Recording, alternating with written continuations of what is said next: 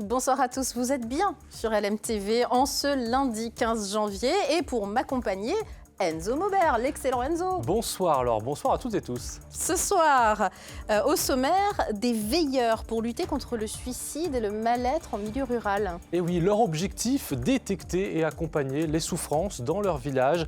Ces réseaux de sentinelles se développent en Sarthe, ils sont 5 portés par la Mutualité sociale agricole.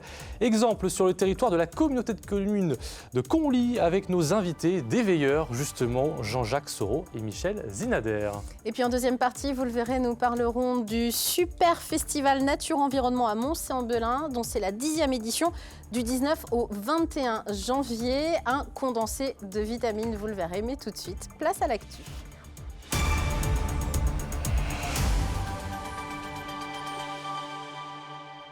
Au sommaire de cette édition du lundi 15 janvier, des mangas, des jeux vidéo et des cartes Pokémon entre autres. Et oui, c'était ce week-end le Geek Life Festival, un rendez-vous immanquable pour les passionnés d'animés japonais ou des sagas mythiques comme Star Wars. On a aussi croisé quelques super-héros, vous le verrez.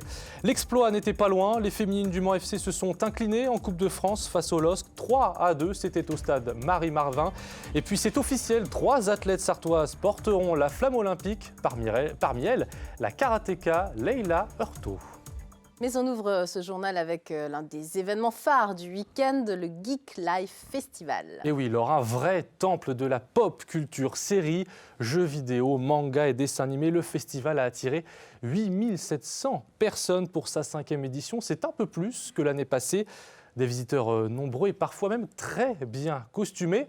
On les appelle les cosplayers. Rencontre avec Anthony Piton.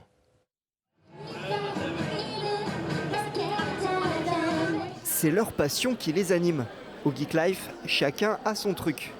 On trouve dans les allées des amoureux de techwear, un style vestimentaire largement influencé du futurisme. Il y a pas mal de gens, par exemple au Japon, qui s'habillent comme ça. Mais ici, c'est très peu connu en fait. Et on est une petite communauté, vraiment toute petite. Pourtant, malgré leur allure particulière, ici, ils pourraient presque passer inaperçus face à l'inventivité sans limite des cosplayers. Eux aiment se transformer en leur personnage fictif préféré. Pour Eline, le costume, c'est un moyen de sortir de la timidité. Dans la vraie vie, je pourrais me foutre dans un terrier, quoi. Donc ça aide beaucoup. Donc je suis plus sûre de moi, plus souriante et plus à l'ouverture des gens. Le Geek Life, c'est donc un véritable carrefour où tous les pans de la pop culture se croisent. Manga, jeux vidéo, mais aussi super-héros. Moi, tu sais, à 8 ans, je suis allé voir Seul, le film de Tim Burton, Batman 1989, c'était il y a 35 ans. J'avais 8 ans et au moment où Batman apparaît sur l'écran, c'est une révélation christique pour moi. Batman, c'est un personnage auquel tu restes passionné finalement toute ta vie. Un tel Mandalorian avec son bébé Yoda, une telle qui promène sa copine en laisse. Chacun vient comme il est. Et c'est aussi ce qui fait le succès du Geek Life. Geek Life, c'est ça. Geek Life, c'est partager avec les autres, partager avec les visiteurs qui découvrent, échanger comment tu as fait ce cosplay, pourquoi tu as fait ça, comment tu as fait ton robot. Il y a des gens qui font des robots, enfin il y a tout. C'est ça qui est dingue. Et oui, le partage, c'est le maître mot. Partage, bienveillance et faites ce que vous voulez dans le respect de l'autre. 5e édition, plus de 8500 visiteurs sur le week-end. On est bien loin d'un effet de mode. Et vous, au fait, c'est quoi votre pop culture ? Un très bel événement. Allez, une alerte à la bombe au lycée Raphaël-Élysée à Sablé-sur-Sarthe. Et oui, le personnel et les élèves ont été évacués à partir de 9h ce lundi matin. Les cours ont rapidement été annulés pour la journée. Le lycée compte environ 1200 élèves auxquels s'ajoutent les personnels de l'établissement. La ville a mis un gymnase municipal pour les accueillir. Ce n'est pas la première fois qu'une alerte à la bombe a lieu dans un établissement scolaire en Sarthe, mais c'était la première à Sablé. Plusieurs mobilisations dans le secteur éducatif également. Et oui, à Conflans-sur-Anille d'abord, près de Saint-Calais, au moins une 60aine de parents d'élèves, d'habitants et d'élus se sont rassemblés devant leur école ce lundi après-midi. Ils craignent la fermeture d'une classe à la rentrée prochaine. Ce sont d'ailleurs eux qui nous envoient ces images. Il y a actuellement 49 élèves dans l'école. Il ne serait que 42 l'année prochaine. Il ne resterait alors que 2 classes pour 8 niveaux, une situation qui dégraderait la qualité de l'enseignement selon les parents d'élèves. Un peu plus au sud du département, à la Chartres-sur-le-Loir, c'est au collège Pierre de Ronsard cette fois que ça grince. Des parents d'élèves ont envoyé un courrier à la direction académique. Ils dénoncent les absences prolongées et non remplacées de 4 professeurs, alors même que l'établissement n'en compte que 17. D'après eux, plusieurs classes n'ont plus cours de français, de mathématiques ou encore de technologie. On revient sur un fait divers. Une personne est décédée au Mans, percutée par une voiture. C'était vendredi soir, vers 18h. Une voiture a dévalé les marches de ce magasin Action du sud de la ville. Le véhicule est entré en collision avec une dame qui sortait du magasin. La victime n'a pas survécu à ses blessures. Le conducteur, lui, a pris la fuite. 3 personnes avaient été placées en garde à vue et ont été libérées ce dimanche soir, selon nos confrères du Maine Libre. Il y a 2 ans, un accident s'était déjà produit à cet endroit. Un véhicule était même entré dans le magasin sans faire de blessés. Vous voyez ces images. La ville du Mans annonce ce lundi soir mettre en place des plots pouvant bloquer l'accès à ces véhicules. Ils seront installés ce mardi matin. Même si cela n'est pas de la responsabilité légale de la ville, pour précision. Allez, on les appelle les veilleurs. Leurs qualités principales sont l'écoute et la bienveillance. Et ça tombe bien, ils sont les invités d'Enzo Maubert. Et oui, alors bonsoir Jean-Jacques Soro. Bonsoir. Bonsoir Michel Zinader. Bonsoir Enzo. Vous êtes tous les deux justement ce qu'on appelle des veilleurs au sein de la communauté de communes de la Champagne-Conilnoise et du Pays de Sillé, la 4CPS pour ceux qui connaissent. Jean-Jacques Soro, première question, toute simple. Un veilleur, qu'est-ce que c'est ? Un veilleur, c'est quelqu'un qui se met à l'écoute et qui essaie d'observer les gens qui ont des problèmes sur un territoire. C'est quelque chose d'assez difficile, mais j'ai prononcé d'abord le mot « écoute » parce que c'est la première des choses qu'il faut recevoir et être capable d'assimiler quand on est un veilleur. Alors justement, concrètement, votre mission, c'est de détecter les personnes qui sont en mal-être. Comment vous faites pour ça ? Est-ce qu'on vient à vous ? Comment vous les détectez justement ? Bon, c'est quelque chose qui est assez difficile parce que on peut avoir quelqu'un qui est en pleine forme et qui, d'un seul coup, tombe dans la problématique qu'on a du mal à définir. Et on essaie justement, en voyant des différences de comportement, comment faire pour essayer de les aider.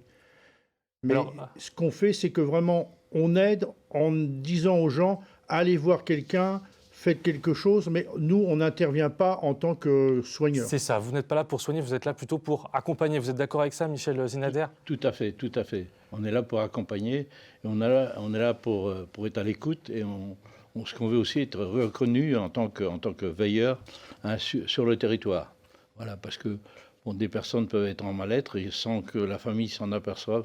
Et nous, on est connus et on peut intervenir directement auprès de la personne. Et parce qu'on est devenu veilleur, moi je suis devenu veilleur parce que j'ai été confronté à un cas particulier. Un soir, j'avais quelqu'un qui était en mal-être et j'ai pas su quoi faire. Et le lendemain matin, il se suicide. Donc j'avais un peu ça sur l'idée et de devenir veilleur, ça me semblait intéressant. Enfin, pas obligatoire, mais important.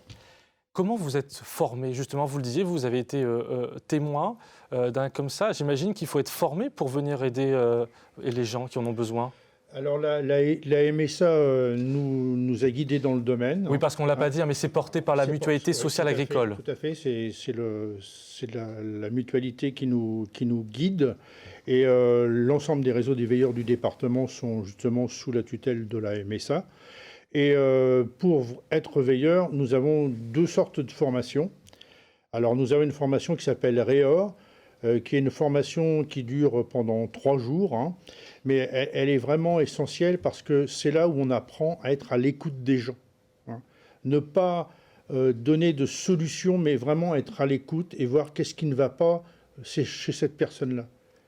Être à l'écoute, c'est détecter assez tôt aussi les risques de suicide. On peut dire que peut-être ces veilleurs, il y en a partout en Sarthe, il y a 5 réseaux en Sarthe, eh bien, ont contribué à sauver des vies. Oui, tout à fait. Oui, tout à fait. On est devenu veilleur d'ailleurs parce qu'on est allé à Loué et il y avait eu un théâtre forum qui avait eu lieu et qui nous a donné l'idée sur notre secteur de faire quelque chose parce qu'il y a eu énormément je peux le dire le mot, de suicide sur notre secteur. Il nous semblait intéressant de développer quelque chose. Et à la base, ces réseaux de veilleurs qui sont portés par la Mutualité sociale agricole étaient à destination des agriculteurs qui sont très touchés par le suicide. Aujourd'hui, les veilleurs, vous vous adressez à vraiment toutes les populations. Toutes les populations. Alors justement, vous parliez d'un théâtre forum que vous aviez été voir. C'est aussi ce que vous organisez le 25 janvier à 20h à Conlis, à la salle des fêtes. Alors justement, un théâtre forum, qu'est-ce que ça veut dire concrètement ? C'est un théâtre où il va y avoir de l'interaction avec les acteurs qui vont nous interpréter 3 scénettes. Alors il y a 3 scénettes qui sont prévues, qui font référence à 3 époques de la vie. Une première scénette qui va avoir lieu, qui va être sur l'adolescence et l'harcèlement, des réseaux sociaux. Le cyberharcèlement. Après ça, on va faire une deuxième scénette qui va être sur la vie de tous les jours de chacun, confronté à des problèmes financiers, à des problèmes d'emploi qui peuvent amener au suicide. Et la troisième partie, ce sera une scénette qui sera sur les personnes âgées, disant on tombe à la retraite, comment on rentre dans la retraite. Il y en a un des deux qui décède, comment ça se passe, et qui peut pousser au suicide. Donc c'est ces 3 scénettes-là qu'on va organiser, qu'on va jouer avec une troupe de théâtre qui s'appelle l'Univers de l'Art, qui va venir chez nous. Et on a déjà étudié le fait de faire des scénettes où des gens viendraient sur scène et puis essayer de prendre un rôle et voir comment interpréter la chose. Alors le but, c'est de sensibiliser, mais aussi, je crois, rapidement, c'est aussi de chercher des bénévoles, de trouver des bénévoles pour vous accompagner en tant que veilleur. C'est bien ça? Exactement. Plus on sera sur le terrain de veilleur, plus on couvrira le terrain. C'est inévitable. Actuellement, nous sommes 7. Sur la communauté de communes. 8 sur la communauté de communes, et vous espérez bien évidemment en avoir plus et pour aider. Avec 2 mots qui me paraissent importants, moi, c'est proximité et précocité face au traitement. Parce que si on voit que quelque chose ne va pas, on dirige la personne vers quelqu'un pour aller mieux. Et puis, plus on a de veilleurs, plus on a risque d'être proche des gens. Et ça c'est deux choses importantes. Et ça sera les 2 mots de la fin. Merci beaucoup Jean-Jacques Soro et Michel Zinader. Et puis pour les informations, vous pouvez aller sur le site de la MSA qui s'affiche en bas de votre écran. Et on rappelle que la pièce de théâtre, c'est le 25 janvier à 20h, salle des fêtes de Conlis pour ce théâtre forum. Un autre théâtre, le Stade de foot, un match de prestige pour les féminines du Mans FC. En Coupe de France, les joueuses de Damien Boligny recevaient Lille, pensionnaire de première division. Ce week-end, un peu plus de 2000 personnes sont venues les voir jouer au stade Marie-Marvin. Et pourtant, malheureusement, les Mancelles se sont inclinées 3-2. Retour sur la rencontre et les réactions avec Colin Anselme et Amoun Chapsoudine.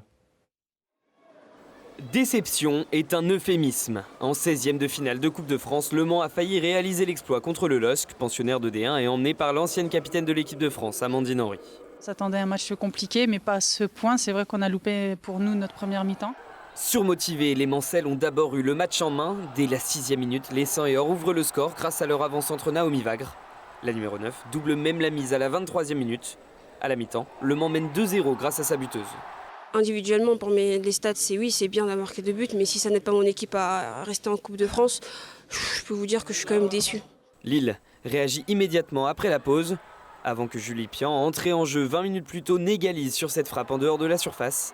Les Sartoises tentent de tenir le score pour pousser les Lilloises au tir au but. Espoir cruellement douché à la 89e minute sur cette action. Le Mans dit au revoir à la compétition. Frustrant sur cette fin de match où on encaisse sur un CSC, mais bon, j'ai rien à reprocher au groupe. On a su faire déjouer Lille. Ça sera un match enrichissant pour les filles. Ça sera certainement aussi beaucoup de déceptions les prochains jours. Mais sur cette rencontre, les joueuses de Damien Boligny ont impressionné. Elles nous ont bien mis en difficulté, c'est une très bonne équipe. Je pense qu'elles sont assez complètes avec des bonnes individualités, très physiques aussi. Donc voilà, je pense que si elles continuent comme ça, on les verra bientôt en D1. Avenir radieux, présagé par l'ancienne capitaine des Bleus. Pour l'instant, les Mancelles occupent la 6e place de la D2. Et puis 3 athlètes sartoises porteront la flamme olympique, Enzo. Et oui, tous les deux, Laure, nous n'aurons pas cette chance parce on n'est pas des athlètes. Et non, on n'a pas le talent de la karatéka Leila Hurto, par exemple, qui fait partie des sélectionnés, ou encore de la vététiste Laurence Leboucher, ou de la championne de squash et de tennis Sandrine Lagré. Toutes les 3 font partie des 11 000 porteurs de la flamme. Leurs noms ont été révélés ce lundi par le comité d'organisation des JO. Ils prendront part à plusieurs cérémonies ici, partout en France. C'est la fin de ce journal, Enzo, une page de pub, la météo. On se retrouve tout de suite après pour un festival nature organisé par Grain de Sable et Pommes de Pin. Qu'est-ce que c'est ? Vous le saurez tout à l'heure. À tout de suite.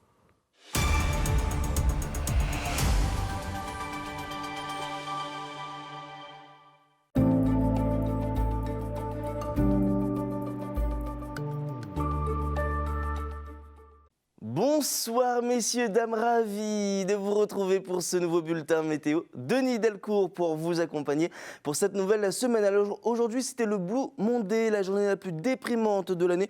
J'espère que vous avez passé une excellente journée en notre compagnie. Alors pour votre soirée, des conditions météo qui resteront assez calmes avec un ciel plutôt bien dégagé. À l'image de cette carte, on va pouvoir en profiter. Alors attention tout de même à ces températures qui vont continuer d'être assez froides, encore moins 2 degrés au Mans, encore pour Laval, idem du côté de Siluguium à Tours, moins 1 degré pour la Flèche, pour Angers, ou encore du côté de Mamers, idem du côté de Vendôme, ou encore à Blois. Pour la journée de mardi, vous le voyez, on continue de profiter d'un temps plutôt calme et sec. On restera pour l'instant protégé par cette cellule anticyclonique. Il faudra en profiter avant le retour des perturbations pour ces prochains jours. Alors les températures au petit matin bien basses avec encore moins 5 degrés pour Alençon, moins 4 à Mamers ou encore au Mans, idem pour Sablé-sur-Sarthe ou encore pour la Flèche. Les vêtements chauds resteront de rigueur avec pull, écharpe et gros manteau. Pour la suite de votre journée, on profite toujours d'un beau ciel bleu avec parfois, c'est vrai, un petit vol de jeu.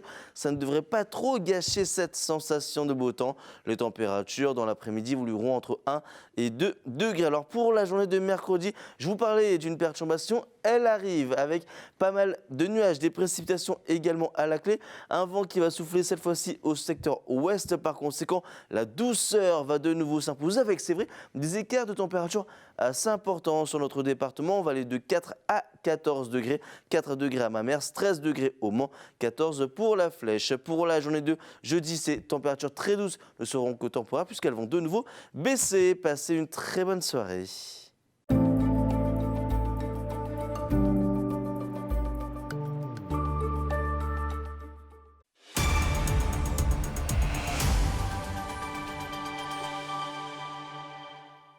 De retour sur le plateau d'Au Quotidien avec la suite, et vous le savez, la qualité de l'air avec notre partenaire RPI de la Loire. C'est pas top les prévisions pour ce mardi, alors que ce lundi, les particules fines responsables, vous le savez maintenant, de nombreuses maladies respiratoires étaient dispersées par les vents légers et les pluies éparses par endroits. Mais mardi, il n'y a pas ou peu de vent et donc elles stagnent, ces particules fines. Leur principale source d'émissions, vous le savez également maintenant, ce sont toujours les chauffages, bien sûr, les chauffages individuels.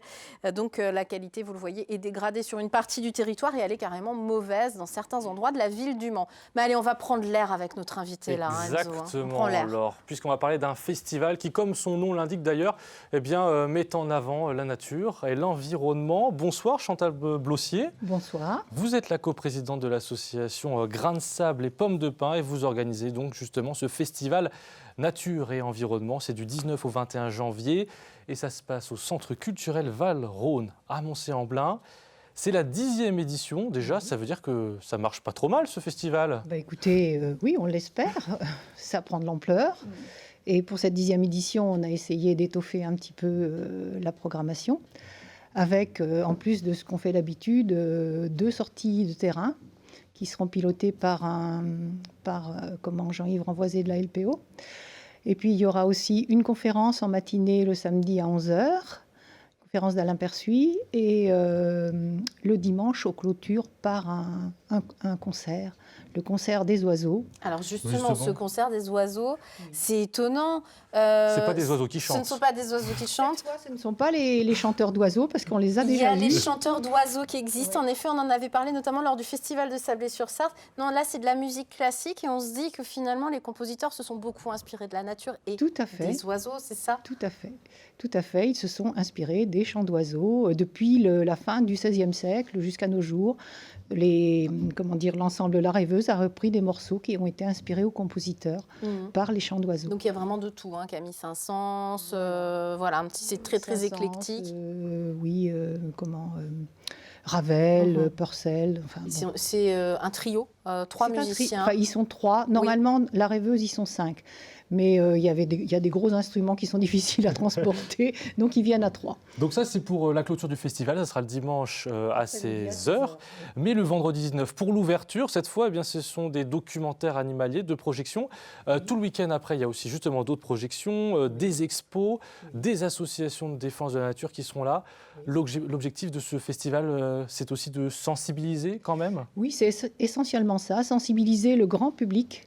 Essayer de raccrocher des gens qui n'iraient pas forcément voir des documentaires un par un, mais dans l'ambiance du festival, ils viennent un petit peu. Bon, il faut dire aussi qu'on a un public qui est fidèle, mais sensibilisé par la voix du beau. C'est ce que vous me disiez, par le beau, avec les expos, notamment photos. Voilà. C'est un peu le but. C'est une association militante, l'association Grains de sable et Pommes de Pin. C'est joli comme nom, ça aussi, Grains de sable. C'est un nom double, oui, c'est pas par hasard. Donc au départ, oui, on s'est créé sur l'opposition à un projet local qui était destructeur d'environnement. C'était un projet de carrière. Mais on avait dès le départ dit que nous ne serions pas seulement des opposants. D'abord, si on veut être crédible, il faut faire plus. Donc nous avons fait plus, nous avons tenu nos promesses, puisqu'on a 16 ans quand même d'existence et qu'on ne fait pas que militer. Non. On a ce côté-là, c'est notre côté grain de sable, mais on a aussi un côté pomme de pin. Voilà l'explication, dont fait partie le festival, parce que la pomme de pin, le pain plutôt, c'est emblématique de le pain, il sème beaucoup de petites graines. C'est ça, donc vous essaimez et vous faites finalement de l'éducation populaire autour de la nature et de l'environnement. Avec des animations et donc notamment ce festival du 19 au 21 janvier. On le rappelle, c'est accessible à tous, c'est en partie gratuit. À tout le monde. Les expositions, le forum associatif, les animations dans le hall du Val-Rhône, tout ça c'est gratuit. Les sorties sont gratuites aussi. Le reste, tout ce qui est projection ou conférence dans la grande salle, on demande une petite participation de 4 €. Et 3 € pour nos adhérents. Et donc c'est du 19 au 21 janvier. Gratuit pour les enfants aussi. Merci de préciser, voilà, gratuit pour les enfants.